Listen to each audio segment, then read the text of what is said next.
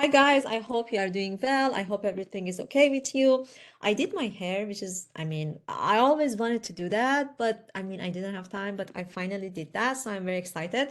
But I don't want to talk about that because someone in the evaluation they said that I'm going off a lot, so I should just stop myself. They didn't say that I'm going off a lot, but like it was like, yeah, she's just sometimes off topic. But yeah, I'm trying to control myself. But besides that, your evaluation, it was perfect. Thank you so much. Um, about that, yes, I'm recording everything. And I'm gonna create a video about that. Another comment that I loved, it was like saying that my personality is just very upbeat. Yes, I am. So it just makes me happy that you can see that. And like everybody almost, like almost like 85% of the class, they participated in the evaluation, which is just very nice. But yeah, and like I would say 98% of the comments, they were just very positive, very good. They were just saying that, oh, they love the lecture and all that. And I'm going to talk about that in another video. For now, I'm going to talk about chapter 7. Let me see here. Yes, it's here. So, chapter 7 is about coping, resilience, and social support. As you might remember, in chapter 6, we talked about stress and how stress can bring us negative impact in our life. It can just like actually put our mental and physical health in danger, and it is just very bad for us. Here, we're going to learn about the idea of coping and social support and how could we just be more resilient about stressful situation. The chapter outline actually, it's going to talk about like different aspects.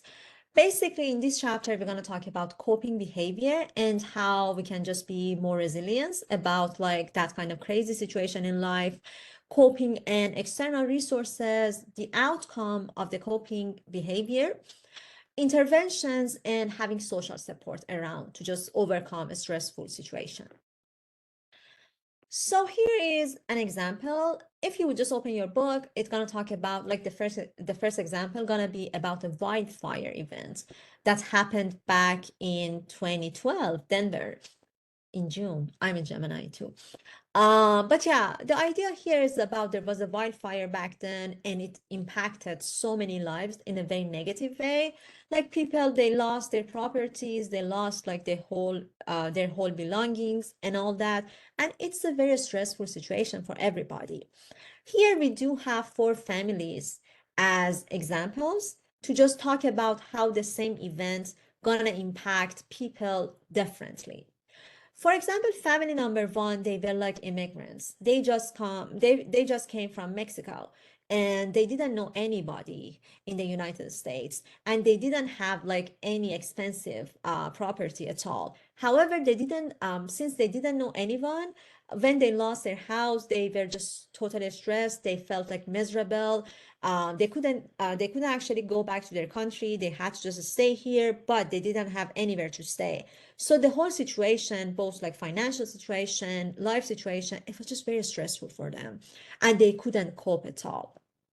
You feel like this is the worst situation, but family number two, they were older adults. They actually lost all of their belonging in that wildfire to the point that the husband, he passed away because he couldn't actually tolerate that sort of stressful situation of that kind of loss, both financial, like mentally, like at every aspect he couldn't actually handle that, so he died out of this wildfire. His wife actually, he could survive. He could just actually take it in a better way. He lived, I guess, until last year, as far as I remember. But like the point here is, even inside a family with the same age, the husband can just take it in a very different way compared to the wife. Keep that in your mind. Family number three, they were just rich. They had like great financial support. They had perfect social support as well. Just imagine they lost a property. Yeah, it is very painful for everyone, but they could just buy another, and probably they had great insurance that just could cover everything. and they had family around, so they could just stay with their family for a minute, right? So they just actually took the incident in a very good way. Family number four, they were just young couple, like a young couple. Their attitude and their mindset toward the same accident, it was just very positive. They were just keep saying to themselves, hey, we are young, we can just work more, and probably we can just buy another house, which is just bigger, which is just better. And we do have a lot of time to just work harder and just, compensate that kind of loss for ourselves. So here actually we learned that for the same accidents, people based on their characteristics, based on their life circumstances, their age, demographic, and all that, they can just take the same event in a very different way, which actually help us to understand the idea of a stress moderator better. Stress moderators is just basically modifying how stress can be experienced and how we can just be impacted by it. Um, I talked a lot about coping so far, but what is coping here? Coping is just basically talking about managing the internal and external demands of a stressful situation and just using your thoughts and behavior to just, adjust with the stressful situation.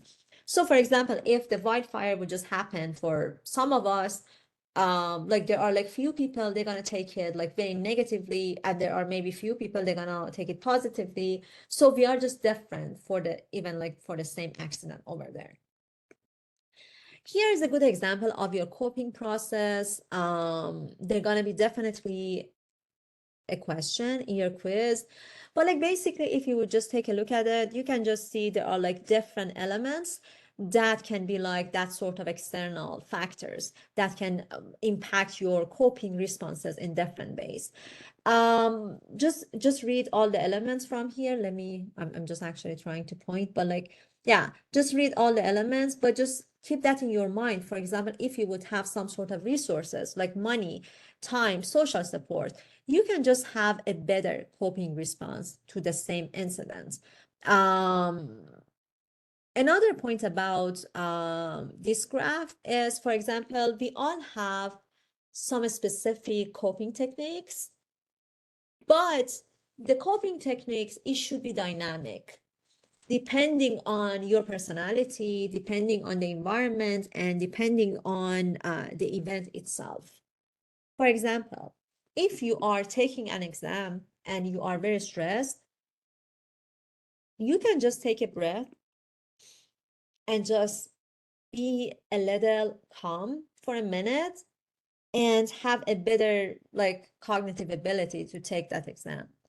However, if there is a like let's say shooting incident in downtown right in front of you, you cannot take a breath, right? You should just run from the moment. So I'm just saying that based on the incident in front of you, the coping technique gonna change from time to time.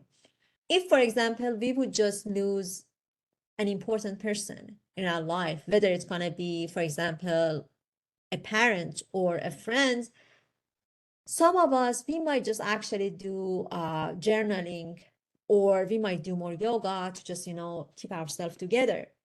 Some other people, they need therapy. So it is just depends based on the personality, based on the event. So the whole procedure and technique must be dynamic. You cannot always do yoga for every possible incident out there, right? You have to just change it from time to time. So it seems like personality type is very important. For a specific personality type, people might have more anxiety, depression, and hostility. And it is not like something that you would blame yourself. It is like because your response is just very different because of your genes, your biology, your environment. But if you would just learn some techniques, and if it could be like more dynamic by just taking more therapy or just reading more or just doing more self-monitoring about yourself, you can just cope better. Okay, eventually everybody, they can just cope with like different situation. I wouldn't say 100%, but like most of the time. But some of us, we need like more work to just, be better whenever a stressful situation gonna happen to us. So whenever you do have a stressful situation, depending on the stressor out there, if you wouldn't address that, again, you're gonna have poor health. It's gonna be more mortality rates, and in general, it's just bad for your physical and mental health. Just being stressed and not addressing that, it can be associated with poor health habits. You cannot, I mean, your body cannot actually respond in a good way to treatments, and it can actually create an illusion of poor health. Like basically, you might be healthy, but like your body's symptoms is just like a person who is suffering from an illness. Personality and coping. So far, I talked about personalities who are always anxious, always like depressed. So they are just taking a stressful situation in a very bad way. Just imagine if you would have a positive personality, if you would just be positive about every sort of negative event out there, or if you would just have some techniques that could just help you to just be more positive. If you would have a better positive emotional states, you could just promote better mental and physical health for yourself. Instead of just being negative and doing rumination all the time, you can just think about how you would just overcome that obstacle in your life or address that problem in your life.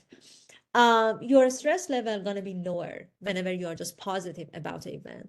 I'm gonna give you an example. For example, from your feedback, I noticed that the quiz can be stressful for some people more than the rest. There are like some of the students, they would not study the lecture at all, um, and they would just rely on the textbook. They would just search the keyword from the textbook, and they are hoping to get the right answer in their second attempt. There are some students, they would email me or they would just ask around to just how to elevate their grade. Instead of just Googling the answer or instead of just skimming the book, they would either ask me questions or watching the lectures, just find some hints here and there to just understand how to study better. These are students addressing the problem in a very positive way, and their positive attitude toward themselves and their ability can just help them just enhance their grade. And I can see that as well. So I'm gonna just, in my final evaluation, I'm gonna give them a better grade compared to a student who was just always negative, always complaining, just acting like they don't care about the quizzes at all. So that's why they are not doing their final project in a good way. So like that sort of negativity gonna bring them more negative consequences compared to someone who's just very positive about their ability, very positive about their own responses to the different situation, which gonna actually help you a lot to just overcome different challenges in your life as well. So far, I talked about different challenges in life, but that kind of positive attitude can help you a lot to just have better physical condition, which can actually help you to just improve better coping as well. Having like the best immune system out there, if that's possible, but still, immune system gonna be related to your initial condition. If you would have like chronic disease, being positive cannot help much. It is good, but it's not the best, right? But in general, your book is trying to say that positive emotional states can just help you a lot with both addressing the problem as well as having a better physical condition. I'm going to talk more in section 2.